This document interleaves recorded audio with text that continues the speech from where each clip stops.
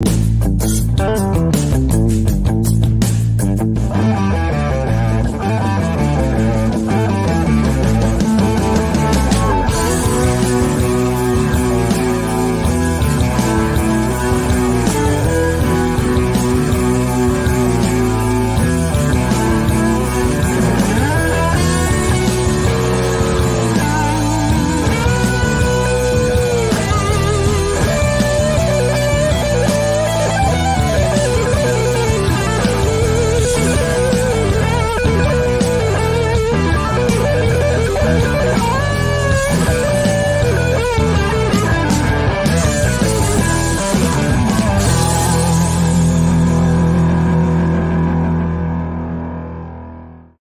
everyone, welcome back to the Fin Factor. I'm Paul. And I'm Aaron. This is episode number 156. Aaron, the hashtag tank for Bedard train is in full motion, buddy.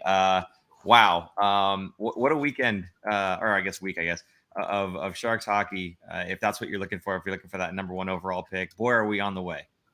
Well, we are leading the league, I guess, if you will, in the tank to the bottom. So not where I thought the Sharks would be at this point, being 0-4. I thought for sure they were going to beat Chicago, but we said, hey, Chicago, we see what you're doing and we're going to do it better. So we'll lose. And, they went up 2-0 against them and then ended up losing. So, pretty ugly hockey. So they're already, 4 games in and 4 losses. It's going to be a long season. It's going to be a fun, long season, right? It is going to be a long season. You used the word fun. I'm not entirely certain of that anymore, at least. We had said at least that this team is going to be entertaining.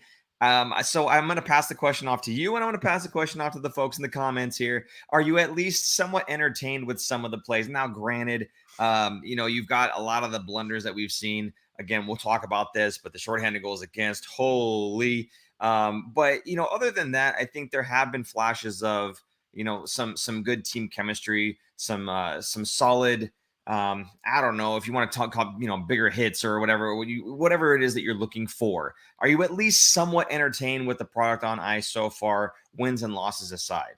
I mean, we went to the game on Friday against Carolina. I was heavily entertained through that game. Now the Sharks dropped it in the last 2 minutes to lose, but in a way, I just don't think the Sharks are going to be a playoff team anyway. So I want them to, I don't want them to lose every game. That's just not fun, but I don't mind when they don't get points. So it wasn't, I left that game going, at least I thought the Sharks played well. Obviously they didn't get the win, but again, I would rather see them lose and they play well than play terribly and get the win, especially this season, since they're not going to be going any further than they are. So I would say the second Nashville game and that Carolina game were decent. They were entertaining. They were close. They didn't win, which is great. The Chicago game got ugly, and the first Nashville game, I think, I wouldn't say ugly. Ugly is not the right word. The Chicago game was ugly, though. So I don't want to see that much ugliness, Yeah. Well, I want to call out Peter St. John 2 things. First of all, one, he says, "Hey boys, I finally remembered." Hey, if you're not subscribed to the show, then you're not going to get the notification, and it makes it that much more difficult to remember. So I'm sure Peter has wised up and hit that subscribe button and hit the notification bell, as the rest of you should do as well. There you go. Thank you, Super Producer Jason. Super Producer Jason is on point tonight. Also, Peter has some really great comments on our videos. I'm talking paragraphs long, so worth a read. They're good. I'm not joking.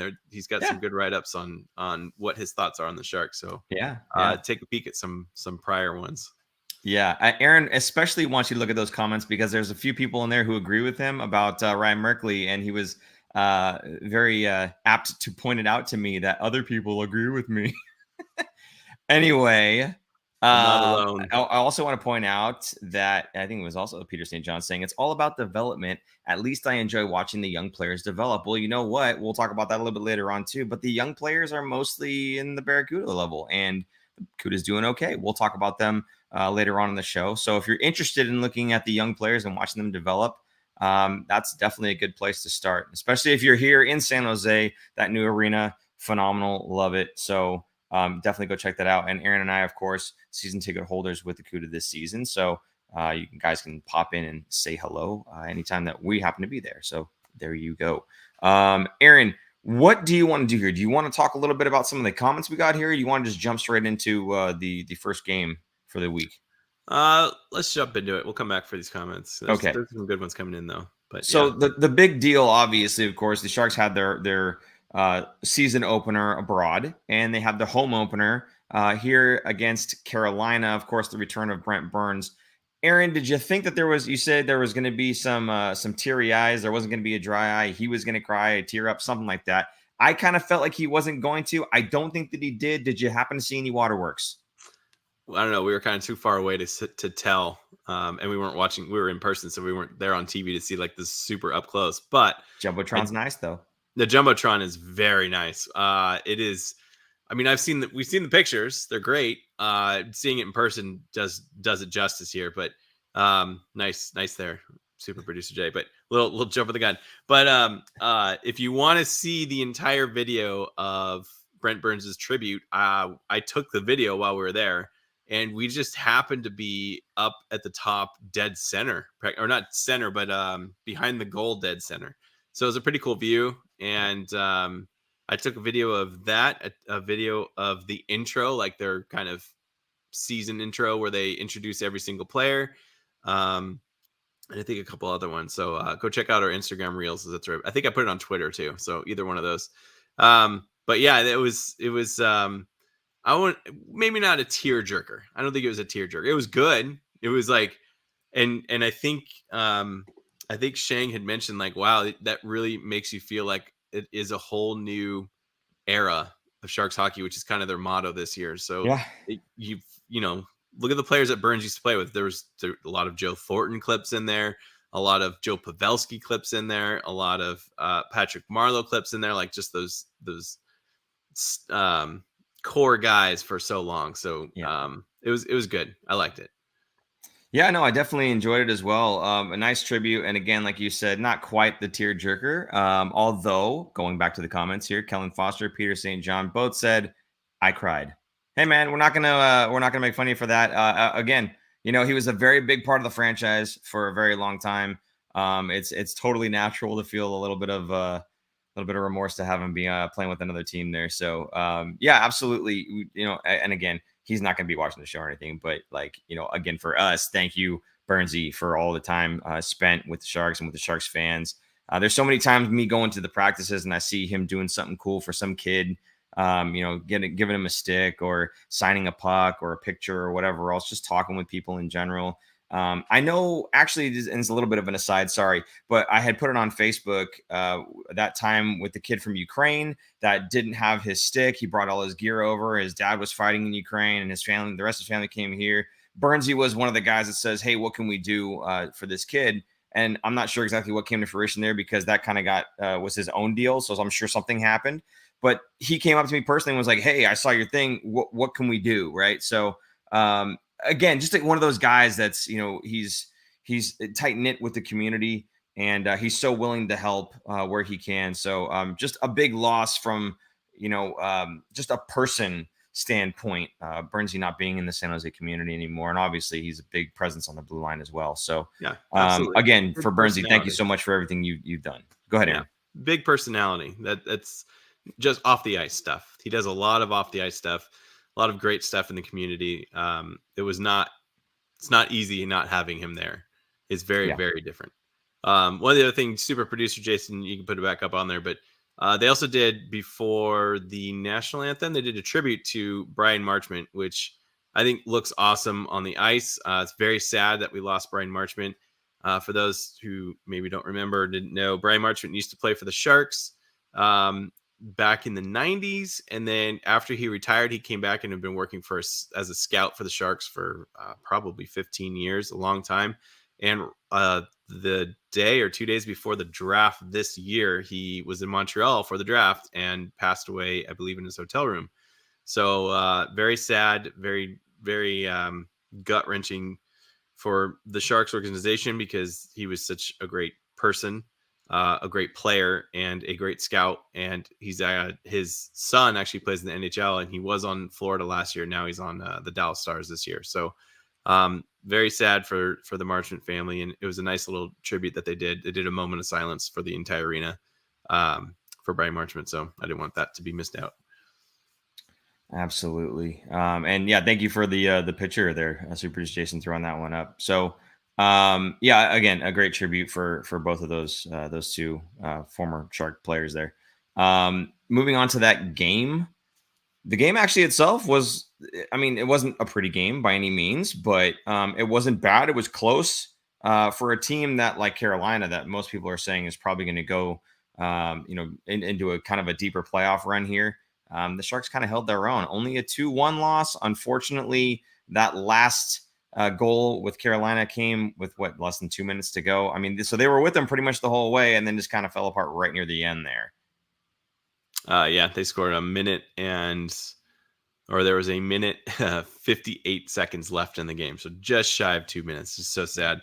I watched the replay a couple times because it was different. We only get the one replay, I think, in the arena, which kind of sucks. So afterwards, I watched it a couple of times because Carlson looked like he was way out of position, but he actually wasn't that bad out of position. And I forgot who scored the goal. Is it Aho? Sebastian Aho? Aho. Aho. He came in and he actually got it off of his skate. He didn't get a stick on it.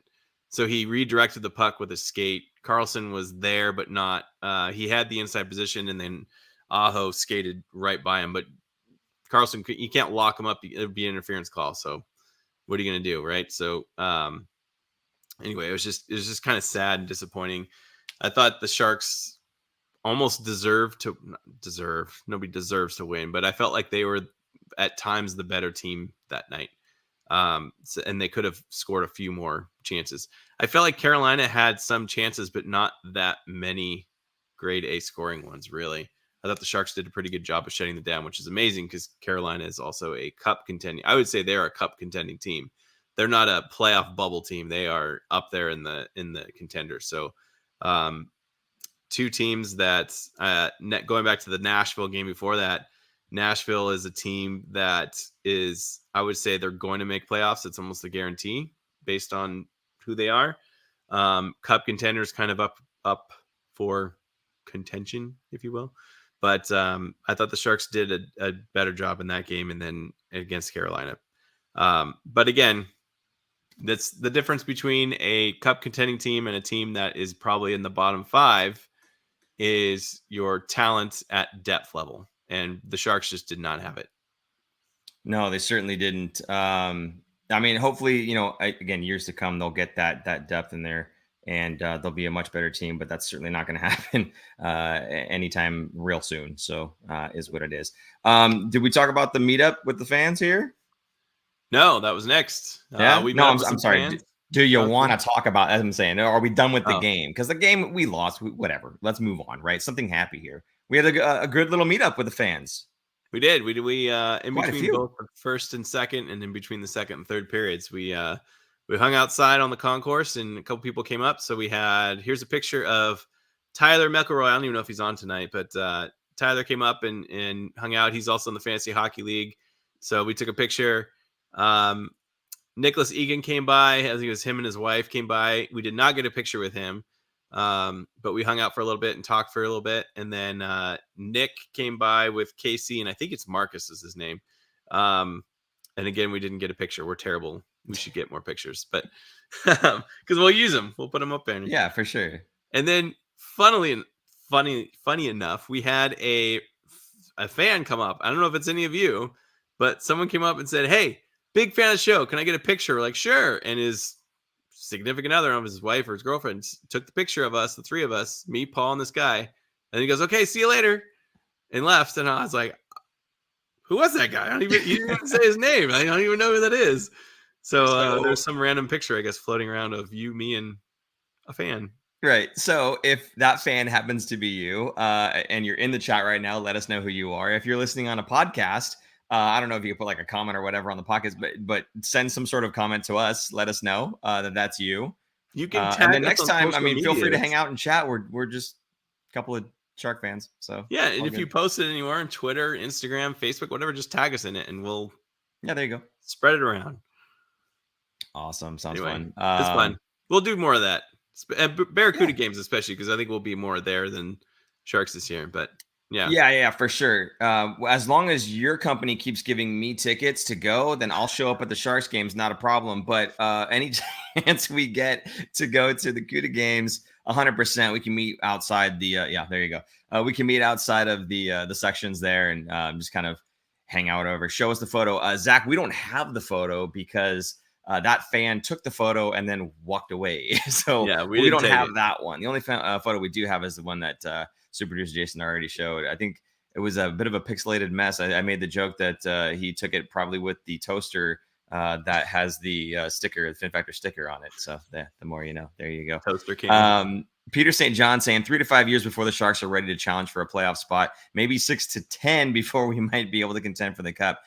I don't know about the 6 to 10 to be able to contend for a cup. I think the 3 to 5. I mean, think about like these, McCarr, McKinnon, these young players that are superstars, right? If we're going to be that bad and we're going to get those superstars, they're probably going to be ready to play and contend sooner than 6 to 10. So I think that 3 to 5 years before they're ready to challenge for a playoff spot, I think that's 3 to 5 years before they're ready to make a maybe second round appearance, right? I think that's kind of more in line with what I'm thinking is going to end up happening with the Sharks. Now, maybe I'm optimistic. I've certainly guilty. But that's just kind of how I see it. But I think we agree that the Sharks aren't good now. They'll be better later. So we can at least shake hands on that.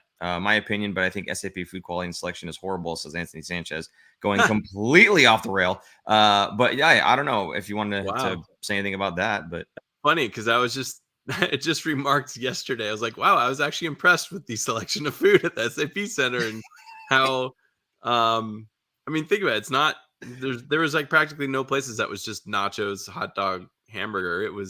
Everything was like a restaurant, or not restaurant, but a local kind of place, Yeah. I don't know. I thought it was decent, but then again, I don't think I picked up any food. So Anthony also saying 10 years until we make playoffs. Anthony, I wholeheartedly disagree. And in that same vein, Zach Croft saying, is it possible for the Sharks to go 83-0 just for kicks? No, it's not possible because there's only 82 games in the season. So there you go. And Zach, I'm sure you knew that. You know what? Here's our resident, what do you call it? Prospect expert. We call him expert. He says he's not an expert, but he's smarter than us. So that makes him an expert. Graham Slam. Their first rounder next year will immediately be on the team, assuming they're drafting top 5. It's hard to disagree with you on that. Now, the prospects a lot better than I do. So maybe that top 5 is a guy who's immediately ready to step in and play. But I mean, usually in a normal draft here, the top 3 are probably the guys that would be ready to jump into the NHL. Yeah. This year's a little deeper, so it would be top 5 are going to be jumping in. That's the other thing. It depends. Going back to the comment of being 10 years out, I don't think it's 10 years because depending on how bad this season goes and where they're going to pick, I'm assuming they're going to be top 5 now after watching what we just watched the last week. And that is going to, I mean, they're going to be getting a future all-star player in their lineup at a very young age, but he's going to help out. So I think that shortens the timeline big time versus if they're, consistently getting the 12th or 15th pick, which sucks because they miss playoffs, but they're just, just missing playoffs. I think that would be worse. So that's why I want the Sharks not quite to tank to get bettered. I'm not hopeful that they're going to get bettered. I mean, to me, it would have to be a situation where he's going to get, they win the lottery. They have to. I don't think they're going to be dead last. Anthony Sanchez doubling down. 10 years. I don't think it's 10 years. He's sticking to his guns, buddy. Getting a guy this year, and then you're going to have, realistically, I would say Eklund's a top-line winger, playmaker, right? Bortolo, to me, is probably a better second-line player. But filling out those top lines with those players, and you have Timo Meier. So, Meier, Eklund, and the next big piece that's coming this upcoming summer as your first line. And then you have Bortolo on the second line with Hurdle, Couture, or Hurdle, I guess, could be the second line center. Next year would be pushing it, but I think in 2 years that they'd be in the playoff team.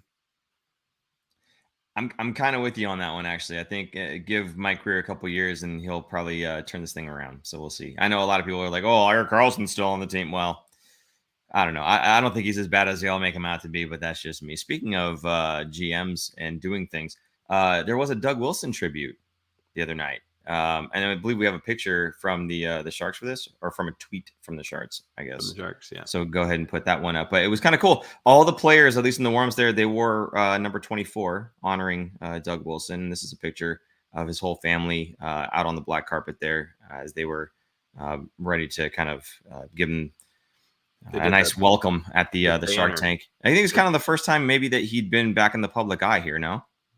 I think so. They were putting up a banner in the rafters too, so they were all out there, and then he gave a little speech, and he also I don't even know what I was going to say here because we have a clip for it later, but both teams were wearing his jersey. So he used to play for Chicago. Yeah. Way back in the day, he was drafted by Chicago. He won a Norris Trophy for the best defenseman playing for Chicago. And then when the Sharks were they just announced that the Sharks were going to have a team in 91. He came to the Sharks. I don't know if he was actually taken in the draft, in the expansion draft, or if he like wanted to come here. I can't remember. This was in 1991 and I was 9 years old. But he speaks very highly of how he was very lucky to be a part of a new organization from the beginning. He was very lucky. I mean, he talks about how he got to play for an original 6 team and then he gets to go to a startup team, basically. Yeah. It's pretty cool. And he was very happy to do it. And so he has ties to both Chicago and the Sharks, which is why they chose this game to honor him. And both teams wore number 24, which is what his number was, and had the captain. I don't know if you noticed that, but they all had the captain C on their chest and everything. It was pretty cool, and that would be a fun jersey to get. What is it? It's not quite game worn. That's not a game worn jersey. I guess it's a warm up worn jersey. Yeah. But it's a Doug Wilson jersey. I mean, that'd be cool to get a pair. You know, you have the Chicago one and the Sharks one. That'd be pretty sweet. As long as you don't do that mutant like half Shark, half Chicago thing. Ugh. No, people do that, and I don't get it. No. Pick one. That's if you would like to also pick supporting the show, you can do that by sending us a tip on Venmo at the Fin Factor. If you put a message in there, we'll happily put it on the show. I'm assuming that Super Producer Jason's got an eye on that or something. So if that is the case, we'll go ahead and call that one out for you guys. Also, don't forget you can support us with the Super Chat as well. So if you go ahead and do that, anything that you put in the Super Chat for a message, again, we'll call that out on the show immediately, and we'll read that comment out. Thank you very much. Also, you can go to thefinfactor.com, check out all the hats, hoodies, shirts, cups, or not cups. What is it? The water bottle, fanny packs, stickers, all kinds of stuff over there. If you'd like to support the show and actually get something in return, you can go there and do that as well. Thank you, Super Jason, putting that up on there. We do have a clip, Aaron, and there was a nice speech, and we want to show this clip right now. Is that right? Yeah, this isn't from the speech. This is from his press conference afterwards. Oh, okay. So here's Doug Wilson. The question was, of all the years as a player and a GM, like which games kind of stood out or which moments kind of stood out. So here's Doug Wilson talking about it. The first game in the Cow Palace was one. Another one that jumps out to me because I went up to the top of the building at Levi Stadium to see 70,000 people watching hockey in here, Northern California, and I was actually, it's pretty emotional because I was thinking of what Mr. Gunn would think, being able to look down and see that. Going to the Cup Finals, obviously, because that's what it's all about, and that's what this organization ownership strives for, is to win, and that's we weren't able to accomplish that, but I'm not going to dismiss a lot of things that the players and coaches did accomplish here. Special moment for me, which was almost a miracle in a couple of ways, was the Vegas Game 7, and to see that game and how we came back, and I played in obviously the Chicago Stadium, which is one of the loudest rinks in the world. SAP was the loudest I've ever heard a rink in 40 years, and if you were there and you felt it, little side story. One of my best friends had a massive heart attack in overtime during that game, and 3 of the season ticket holders carried him up to the concourse where paramedics worked on him for about 45 minutes. They thought they lost him 3 times. I never got down to the dressing room after the game. I got to see him, so it was almost the emotions. It was an amazing night in our building. The season ticket holders would carry somebody up to the concourse from the lower seats. Paramedics would work for 45 minutes. The blue coats surrounding it was. And here is one of the greatest hockey games at the same time. So it was maybe a precursor to things that happen in life. I don't know. But it was that day and game certainly stood out in my mind for a lot of reasons. There you go. Wow. Pretty cool that he threw out the Game 7 against Vegas, because I think that's probably the best one. That's the latest one for the Sharks, if you will. But so, I mean, sad about his friend. He didn't even get to go into the locker room too, because he was staying with his friend. That probably would have been a very, very raucous locker room to be in. Yeah, honestly though, not surprising when you listen to some of the tributes from the players for Doug Wilson, saying, you know, how much they appreciate him, not only just as a GM, but as a person. And, you know, that's something that most people say, but they specifically called out that everything he's done for me and my career, giving me an opportunity and for my family. He was always that guy that, you know, was always thinking about not just the player, but the welfare of the player and the welfare of the player's family outside of the rink. So I think that's something that a lot of players really appreciated about him. And I think that kind of goes back to, you know, we hear stories like when Burns was traded here, and who was in the weight room or the gym. He was the guy in the trade, and he was on the bike still working, and Burns, he walks in and he's like, whoa, like they're still allowing this guy to be here. Right. So it was just crazy, like, to hear like how much they care about the players, not just for my team. And now you're not a part of our team anymore. No, they care about the play. Yeah. Seto. Thank you. I don't know why that was evading me. Thank you, Seto. Yeah, I mean, he was still working out in the gym, which is funny because he has his own gym now, but he was still working out in the gym when Brinsey got there. And it's like, well, dude, you're not a part of this team anymore, but they're still allowing him to do that. And there's just a lot of care for the player, for the person, beyond just, you know, what can they do for my team.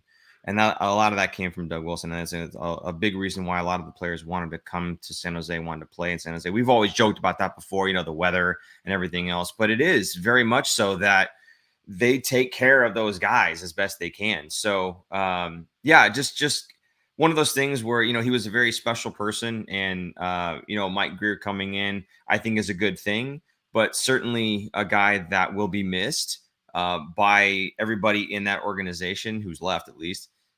So really, really awesome for them to have this tribute for Doug Wilson, and whatever he's going through right now, we just extend, you know, that we hope hopes that he gets to be feeling better sometime soon, sooner than later. So anything else you want to cap that off with, or you want to talk a little bit about this atrocity of a game that was supposed to be a tribute to him? Maybe I'll delay it a little bit.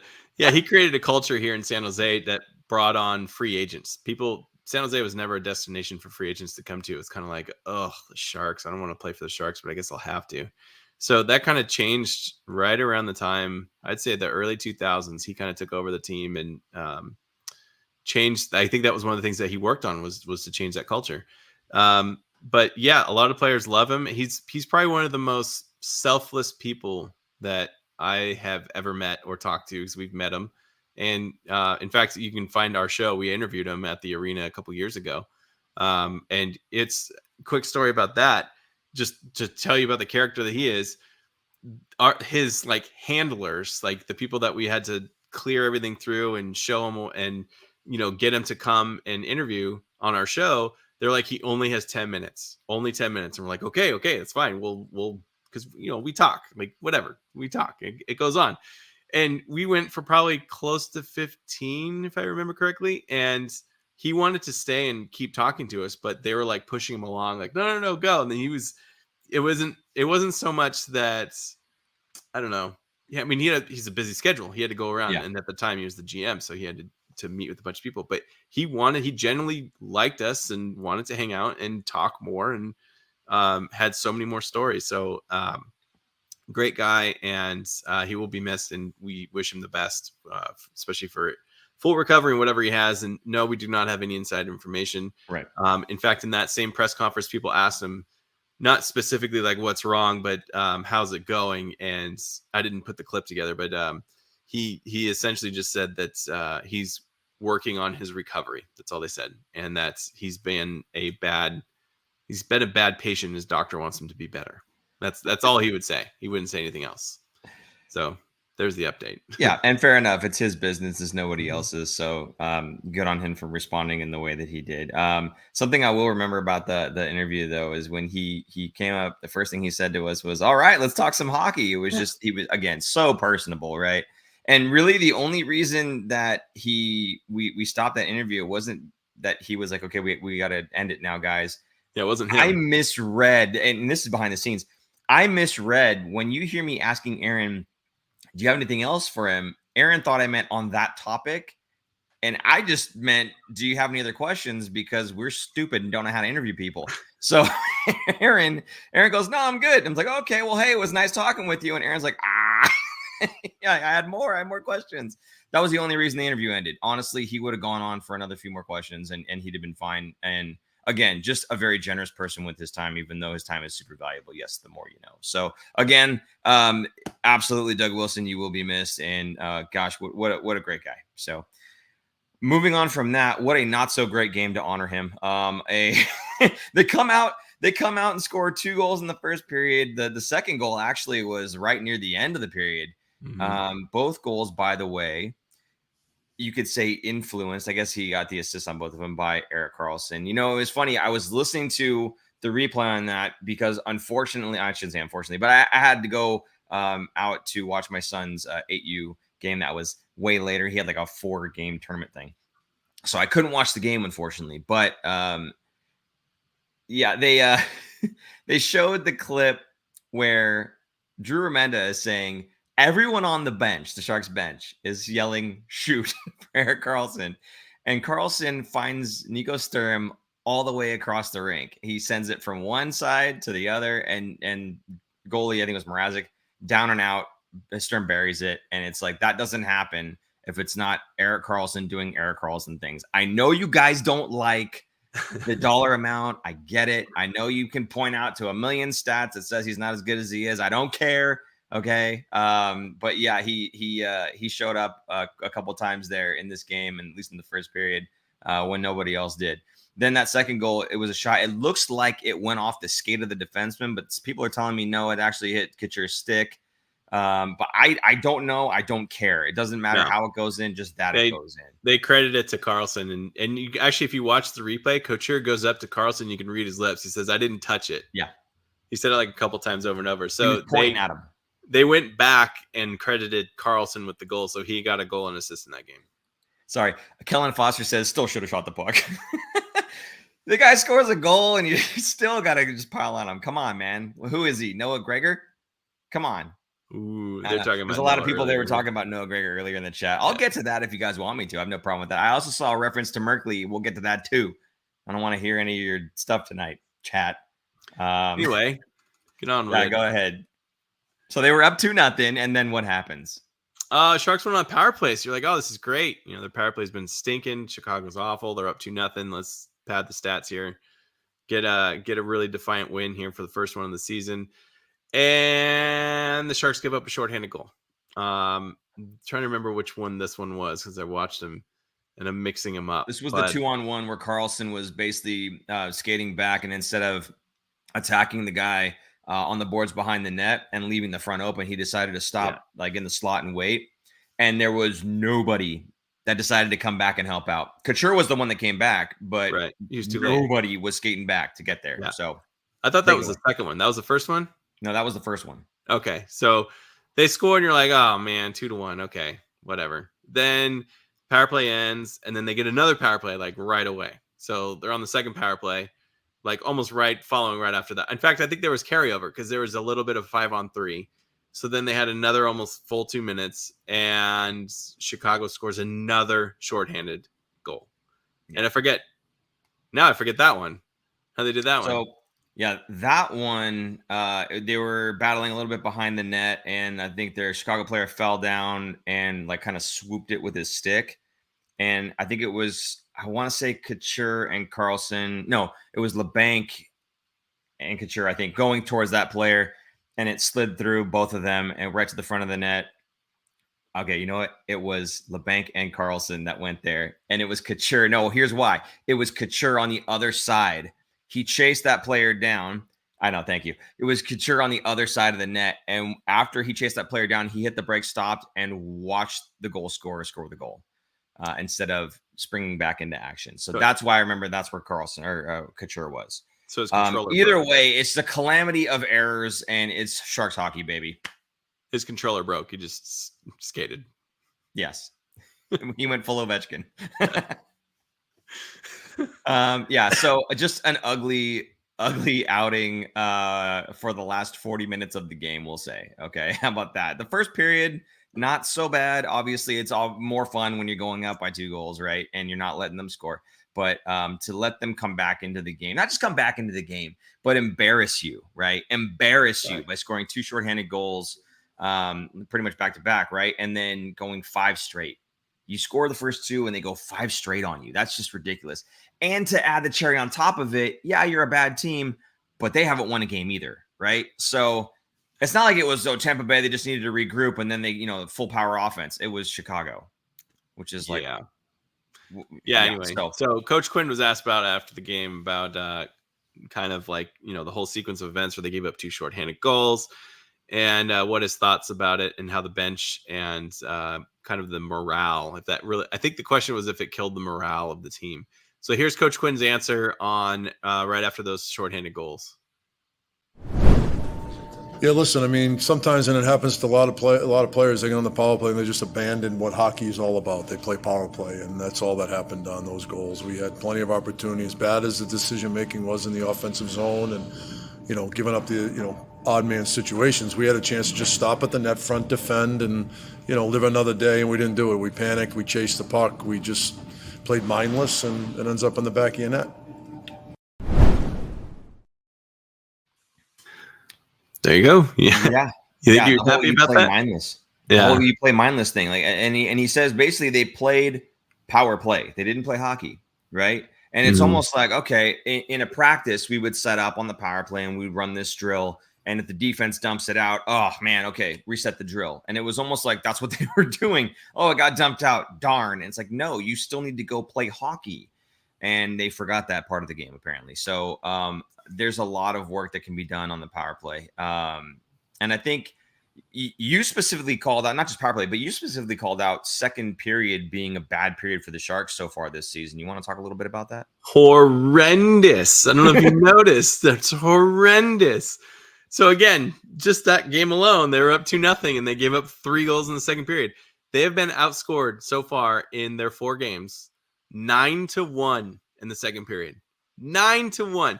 Now, for the casual fans, the second period, the teams flip.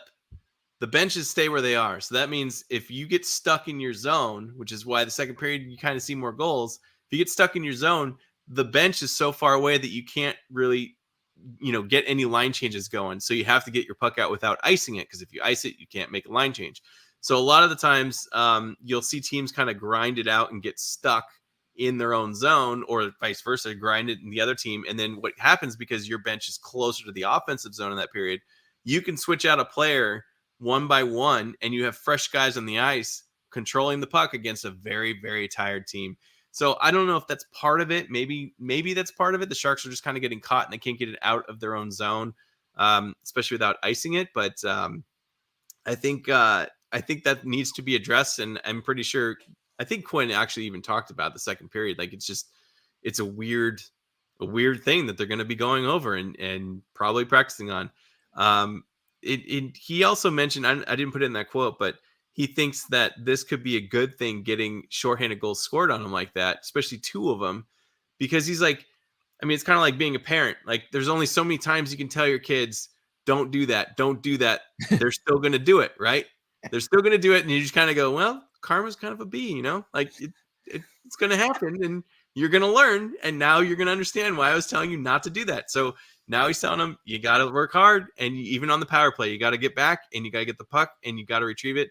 So I wouldn't be surprised who they playing first. They're playing the Islanders on Tuesday if they go 2 for 3 on the power play in that game, because they're going to be working their tails off.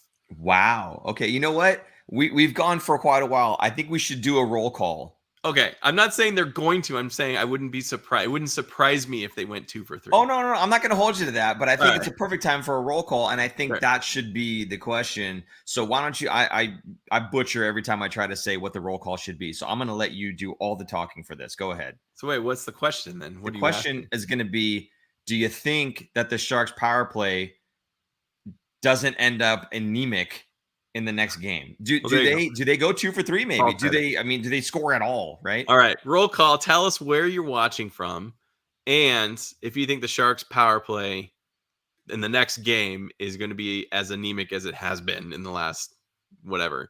I want to say they were 0 for 9 or they had almost 9 minutes. I thought I put that note down somewhere.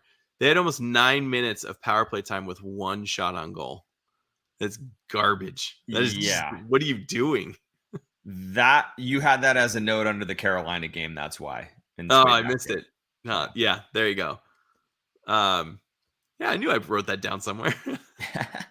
Anyway, yeah, tell us what you think in the comments. Tell us where you're watching from. And do you think the Sharks power play in this game will end up anemic like the last game? Or do you think they're going to be scoring on the power play?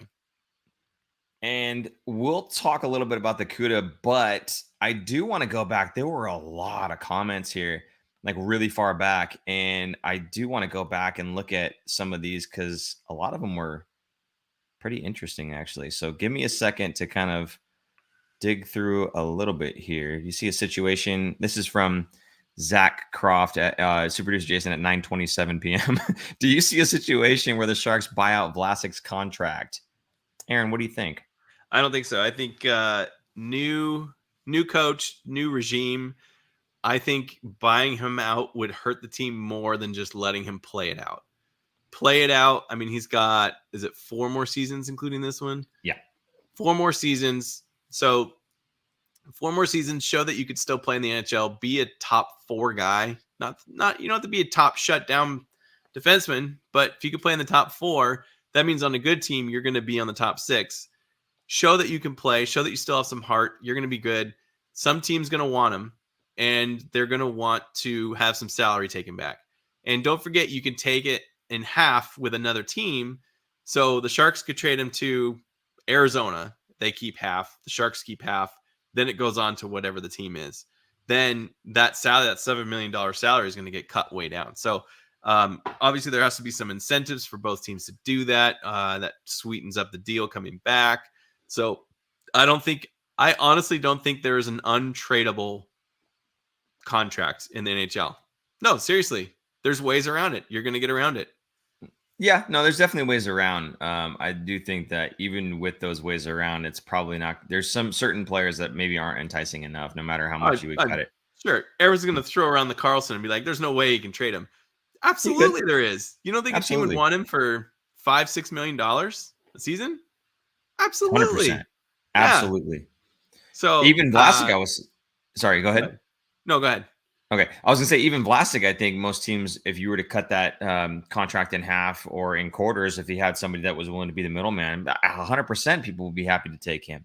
That's my opinion. Now, Nicholas Egan kind of goes along the same way here, saying I'd be shocked if Vlasic finished out his contract with the Sharks. Frankly, I wouldn't. And then Anthony Sanchez, here's the other side of the coin. Vlasic looks strong this year. I don't agree that he looks strong. I would say he doesn't look bad. Like, I don't think he looks as bad as he had looked in the past couple seasons.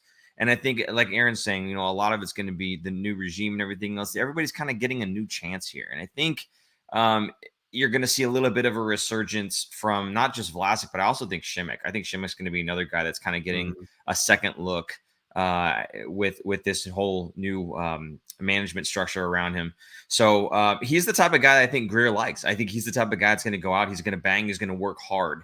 And I think those are the guys that they're looking for, these blue collar type players. So you've already got one in Šimić. It's just that, he has to kind of get back to playing the way that we saw him play when he was partnered up with a guy like Brent Burns, right? So if he can get back to that, I think he's going to be fine. Vlasic, same thing. He doesn't have to be a superstar anymore. He just needs to be able to just shut it down. I say superstar, but I'm saying a defensive dynamo, if you will. He doesn't have to be that guy. He just has to be good enough. And I think on the Sharks, yes, he's getting paid quite a bit for the role that he had been playing. But with this Sharks, he's in the top 4 right now, right? Now, maybe that says something that we're 0-4 and he's playing in the top 4. Fine, you got me there. But again, I think he's at least getting another look, another shot, whether it's good or bad, or he's playing good or bad. I think that this regime is going to give him the opportunity to really kind of play it out. So that's kind of how I've been seeing it. Here's his minutes. He played ahead. 20 minutes, 1909, 16 against Carolina, then 20-37 against Chicago. The reason he was so low against Carolina is because the Sharks had so many power plays, and Carlson was eating up all those power play minutes. So, just want to point out that someone here, LM, agrees with me, says, excellent take, Paul. I think that's the first time in the show that someone has said that I had a good take. Thank you, LM. You're my new best friend. I'm going to push this guy out of here. Who's that really? Is that your wife? No, it's not. It's not. And my sister's name is not Lisa Marie Sunseri. LM has nothing to do with it. You shut your face. Zach Croft saying, should Noah Gregor go on waivers? What do you think? No. Paul's an idiot. There it is. That's hateful. Super producer Jason, it's hateful.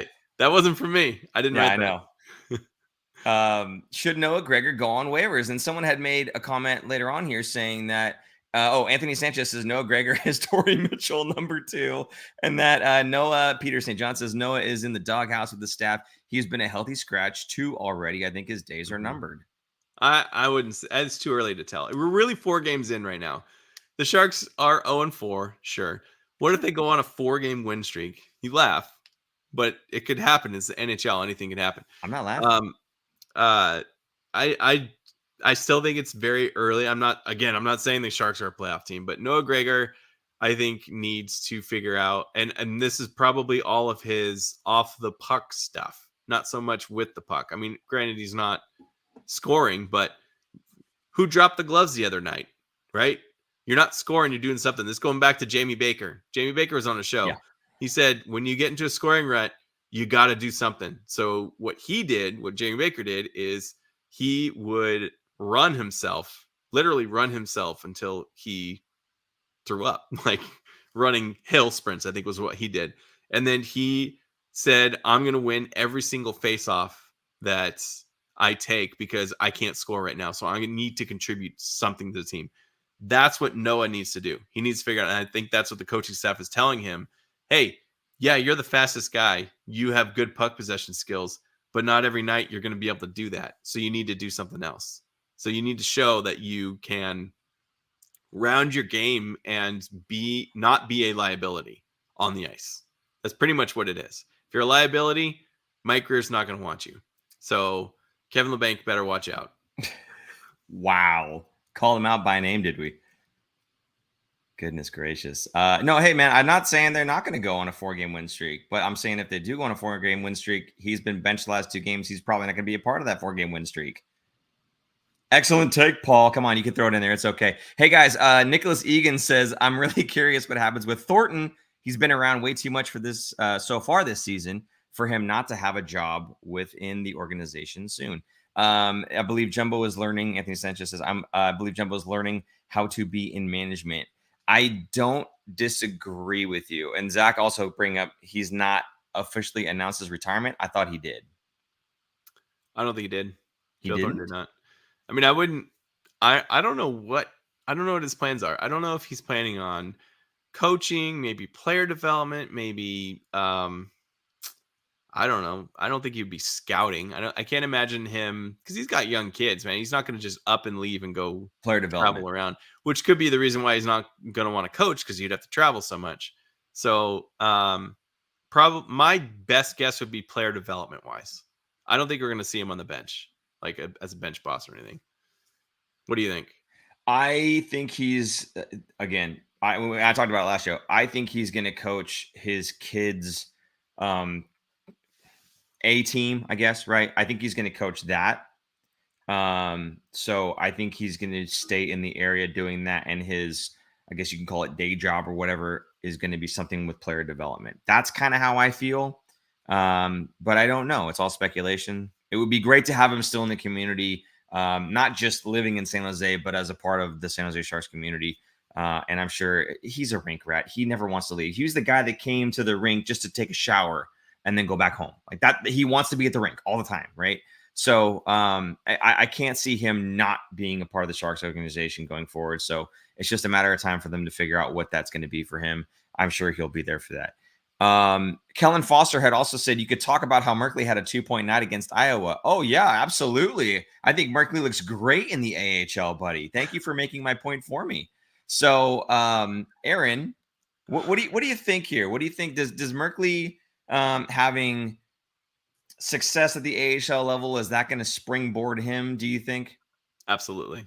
I think he's going to be getting big time minutes down there. So he's going to be more effective, seeing more situations, power play, shorthanded. I think it's the best way for him to develop and become a regular NHLer.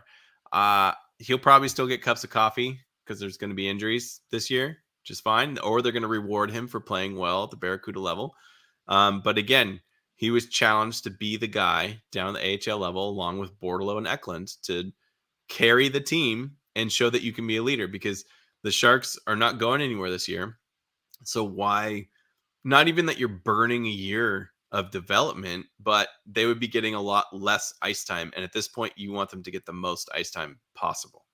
Now, I know everyone's always like, oh, you should play the kids at the Sharks level. You should just play the kids. I don't think that's the best way to do it. I think they would get more ice time doing what they are doing. And an NHL coach, regardless of if they're going to be tanking or not, that no team is going to actively tank like that. So coach isn't going to be like benching Logan Couture so that Thomas Bordelot can get more minutes. It's not going to work that way. Otherwise he would probably be fired and no team would hire him after that.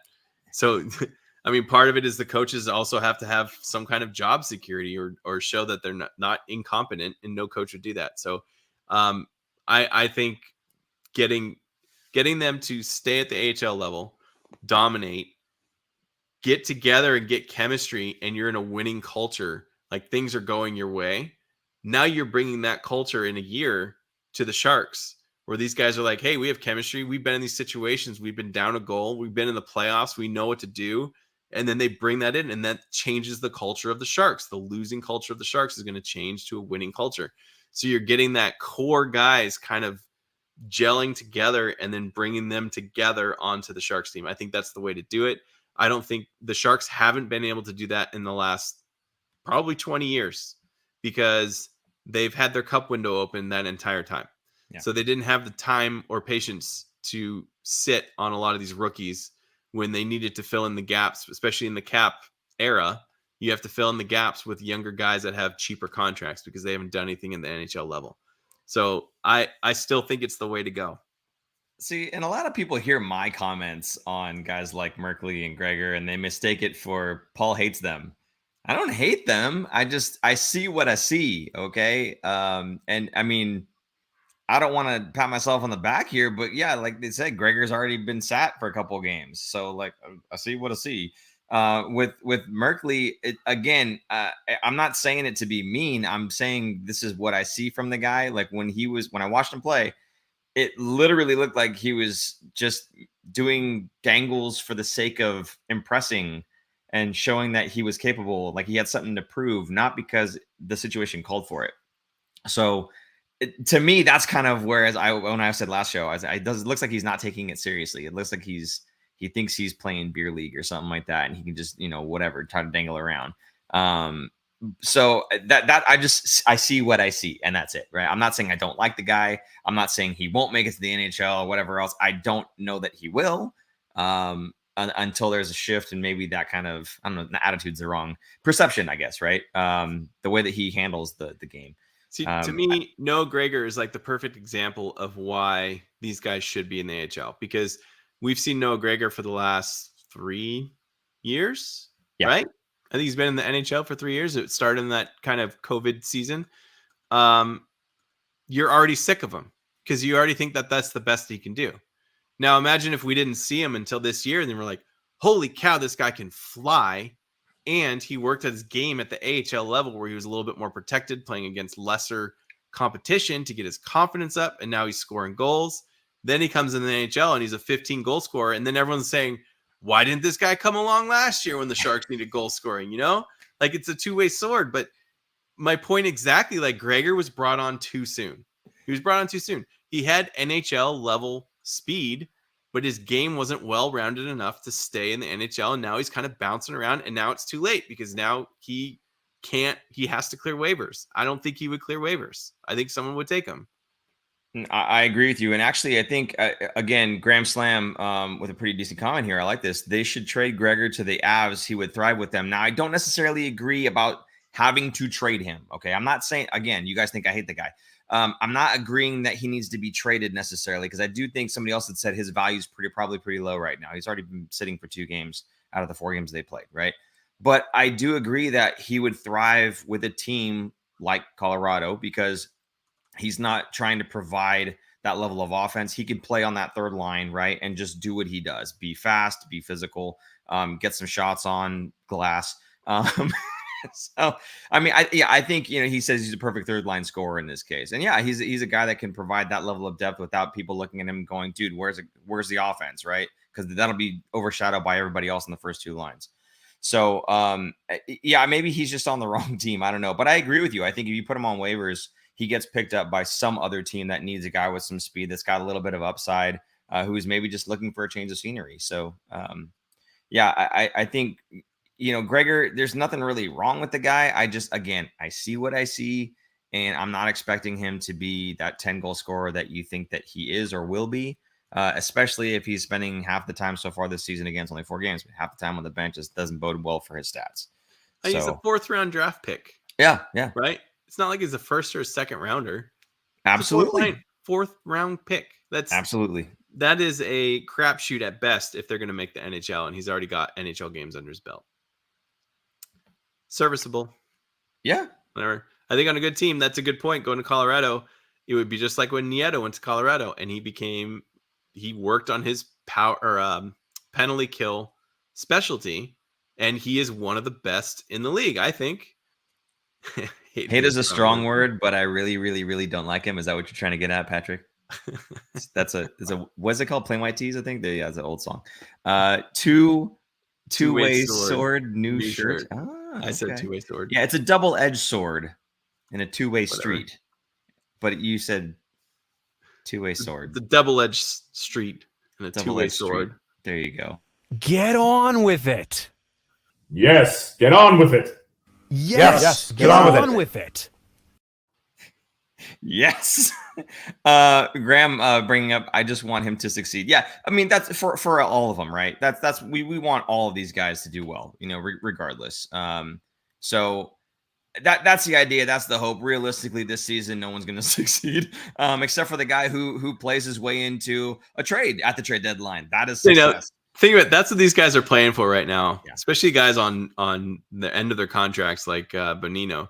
They're playing to showcase themselves, to show that they can play and be effective and be an effective NHLer, even on a team that's bad, bring them onto a team that's good, and they're going to succeed as well. So there is a lot to play for the Sharks, even if they are going to be bad this year, individually. Mentally picked says Cunnin is the only player actually giving up. Only giving 110% effort so far. So I don't know that he's the only one giving the effort. Maybe his effort is showing because he actually looks good. Maybe other guys are giving effort and they're just not that good. But I think Cunnin, that's his game. That's how he plays. Just a little ball of energy. That's to me what he's like. So yeah, he looks good because he's trying, and that's how he is. What's Cunning's contract look like again? I forget if they had him for just a year or if they signed him for multiples. 2 years at 2.75. Okay. Is this a guy? I mean, I hope not. I hope we end up hanging on to him and kind of contributing to future seasons. But is this a guy that maybe other teams are looking at and the Sharks are possibly going to ship out? I mean, I'd hate for that to happen because I really do like the player. I do too. I think, this could be a situation similar to, I always blank on his name, Barclay Goodrow. He got traded with 2 years left on his contract to Tampa Bay because his contract was so good and it was the exact player that they needed. And it worked. He won 2 cups with them. So, yeah, I could see this being a guy like that. I mean, he's 24 years old and he's still an RFA after that. So they'd still control his rights. If somebody gave a first or second rounder for that, I think it's worth it.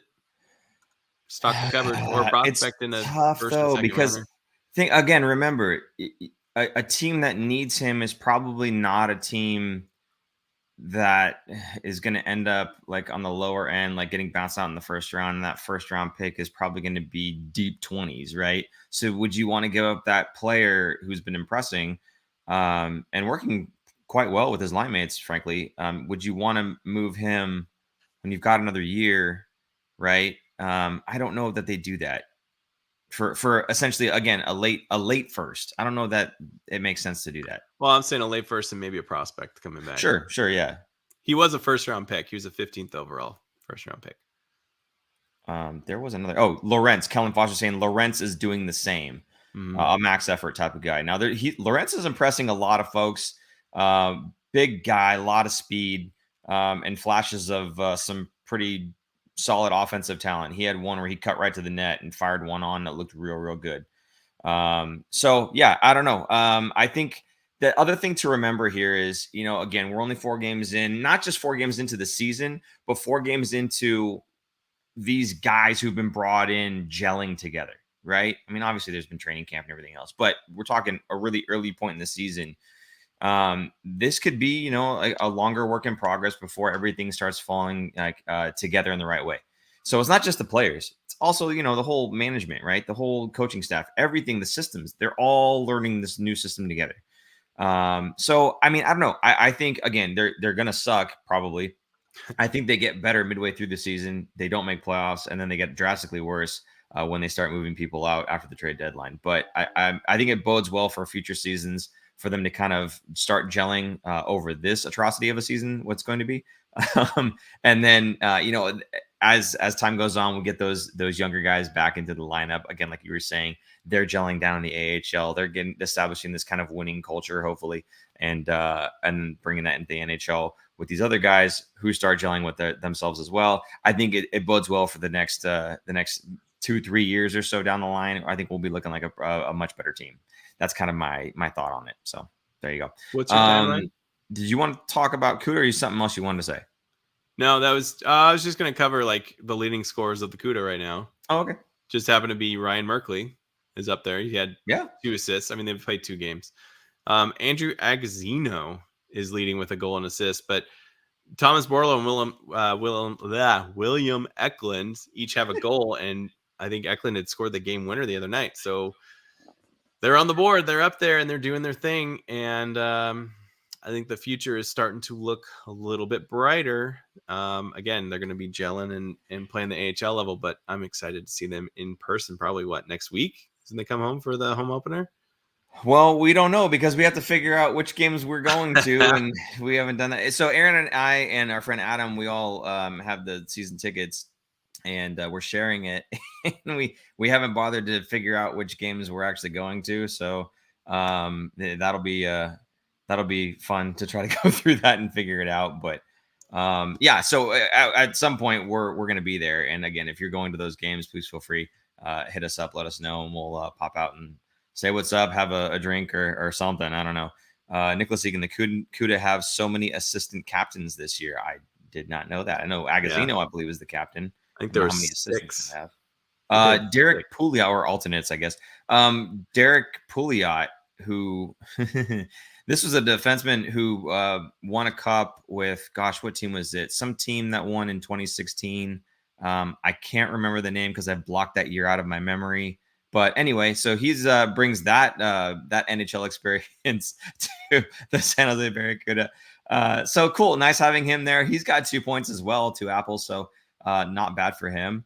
What's interesting is you look down for just having 2 games played.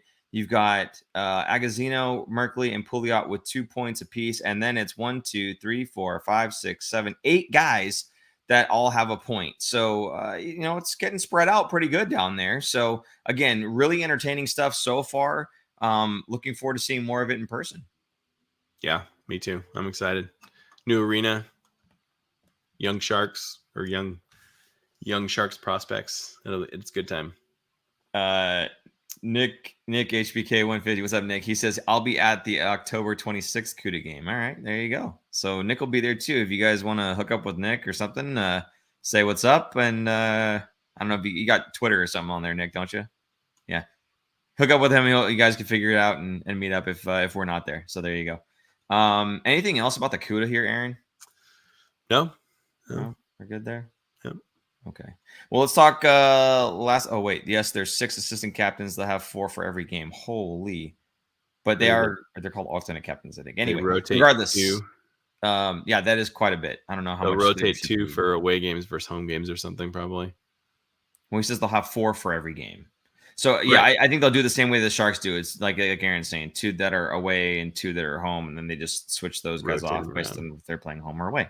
Mm-hmm. Upcoming Sharks games. You already mentioned the Sharks going to be playing against the Islanders, and that you're expecting an offensive explosion on the power play. So Aaron, what's going to happen here? Talk to me.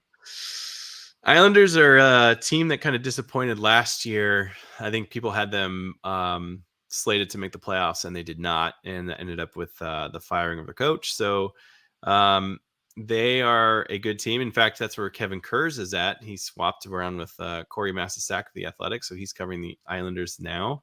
I think they're still a good and dangerous team. I think they have their new arena now, so it'll be nice new arena for the Sharks to go into, not the old, was it the Coliseum or something that the Islanders played in? That was just garbage.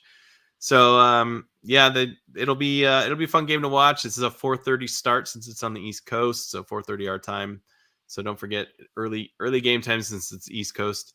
They follow that up with the Rangers on Thursday at 4:30. This one's going to get ugly because the Rangers are very, very good. This is a top 5 contending team for a cup this year, and they're playing in New York against the Rangers. So I'm not looking forward to good news coming from this game other than from the fantasy guys that I have on the Rangers that are on my team.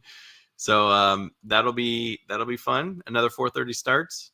And then Saturday they'll be in New Jersey at 10 a.m. against the Devils. This is Corey's old team, Corey Masisak's old team that he covered. So I'm sure he'll be excited to go back and see everybody there. These got to be all East Coast times, though. You're saying 4:30 and 10 a.m. and 4. This got to be East Coast, right? No, this is all our time. So 4:30. No, so the Saturday game's at 10 a.m. our time. It's an afternoon game in New Jersey. So it's a 1 p.m. game, New Jersey time. That's on at 10 a.m. our time. Do you not know how time zones work? Yeah, I do. It's goofy. No, I guess it's right. Yeah, 7:30 will be out there. So yeah, right. So Saturday's an Saturday morning game, 10 a.m. So kick the kids off the TV after cartoons. And I'm kidding. Nobody does that anymore. So yeah, the New Jersey Devils are an exciting team. They have Jack Hughes and a bunch of other players, Nico Hischier, and they are kind of a team that's been rebuilding for the last 5-6 years, and they've gotten some top end talent in there. So they are kind of a team that's on the up and up versus a team that's on their way down. That'll be exciting. I think the Sharks would have a decent chance, but I feel like they historically do terrible in morning games, or I guess afternoon games. So that will be interesting. Then they followed up with a back-to-back. The next day is in Philadelphia, and Philadelphia is kind of like Chicago.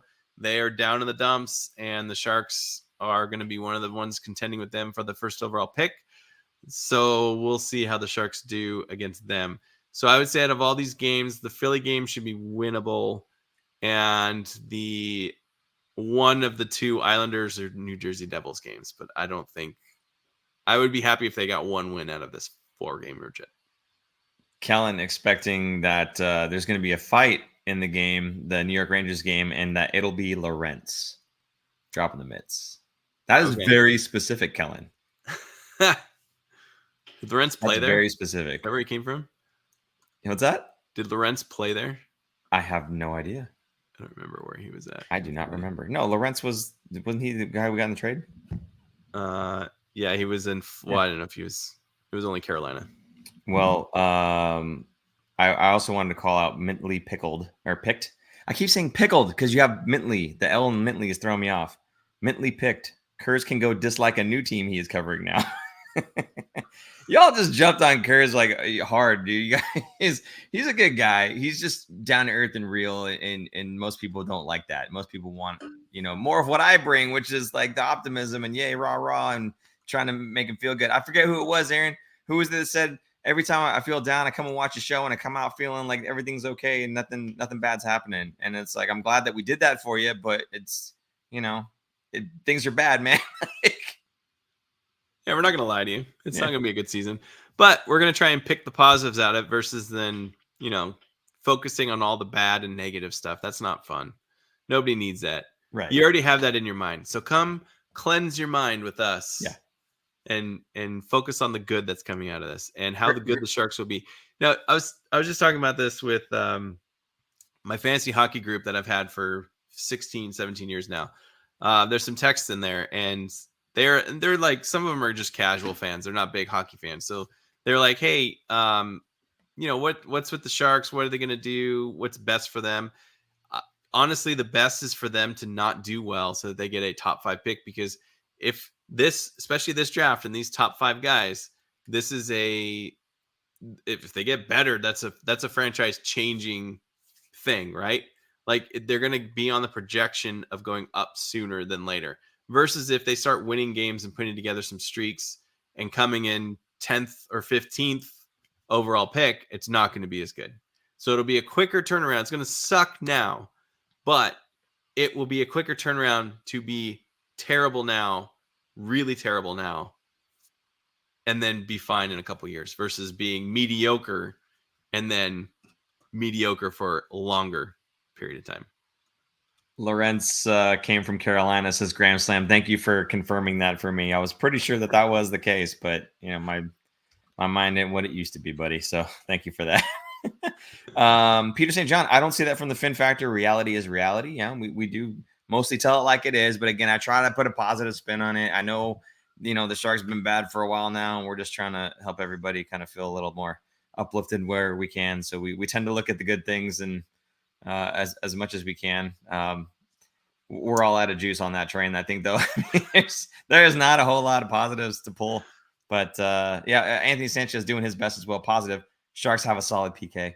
There you go. Mintly Picked, not Pickled. Mintly Picked says, thank you, boys. It's midnight here. Love the content. Also, look, a Kane. I know bad blood, but the guys can play hockey. You need to go to sleep, because that didn't look like a sentence to me. But thank you for your comments tonight, and good night to you, Mintly Picked. Appreciate you. Aaron, anything else you could see from the chat? I do see there's comments in the chat, but I see in our little private chat, we need a studio. Yes, we do need a studio. I know you guys have been seeing it, and we've been talking behind the scenes here. Aaron keeps going blurry. So for the folks on the podcast, I think it's fine. But for the folks watching us here, you're welcome. Aaron's blurry. You don't have to look at him too much. So there you go. Nice. There you go. Yeah. Much sharper. Nice job. All right. Aaron, anything else here? Or are we just about wrapped? I think we're wrapped. I think we are too. Okay, good. Coming off the rails. Once again, guys, thank you so much for tuning in. Love doing this stuff. Again, if you want to support the show, you could do that with the Venmo tip system. It's just at the Fin Factor. Anything you put in there obviously helps out the show. We do appreciate that, and it'll probably get us into a studio faster. And then if you have a comment that you want to put there, we can certainly say it during the next show if we're not doing our live and you have that comment there. Also, you can tip through Super Chat. So if you would like to do that, put a comment in there. We can read it out during the show. But if you do want to support the show and get something back in return, thefinfactor.com has all kinds of merchandise on there as well. Hats, shirts, sweatshirts, fanny packs, water bottle thing. I always have a hard time saying the water bottle. I always want to call it a cup. I don't know why. Maybe we just need to have cups in the store so I could say cup, Aaron. Okay, let's work on that. Sure. Cup. Yeah. Whatever. Anyway, support the show that way. Get something in return. And then you'll look really cool and everybody will be jealous of you. So there you go. Anything else that I'm missing? Follow us on socials, I guess. I don't know. Sure. Yeah. Sure. Yeah. I'm going to try and use more of those Instagram reels this year. Yeah, those are fun. Yeah. Right, it gets more eyes on it. So it's pretty cool.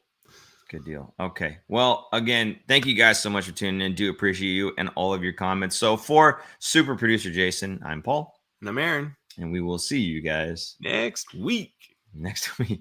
Bye-bye. Bye. Thanks for tuning in. If you like this episode, check out our other content, especially interviews. You can interact with us directly through social media at The Fin Factor and on Instagram at Fin Factor. And don't forget to join our live streams on YouTube. Visit our website at thefinfactor.com, where you'll find all of our episodes as videos or podcasts. You'll also find our exclusive merchandise to help support our show.